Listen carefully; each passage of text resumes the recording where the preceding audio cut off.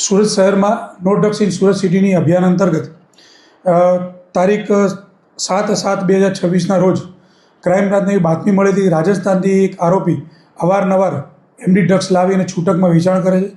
જે બાતમી આધારે ક્રાઇમ બ્રાન્ચની ટીમ એસ એન પરમાર સાહેબ અને પુવાર સાહેબના સ્કોડે એ જગ્યા પર વોચ ગોઠવી ઉત્તરાયણ પોલીસ સ્ટેશન વિસ્તારમાં આ આરોપી મુદ્દામાં લઈને આવતા એને પકડી પાડેલ, જેની પાસેથી 88.71 ગ્રામનો મુદ્દા એમડી, 2,66,000 રૂપિયાનો તથા રોકડા રૂપિયા મળી 2,78,180 રૂપિયાનો મુદ્દામાલ કબજે કરવામાં આવેલ છે.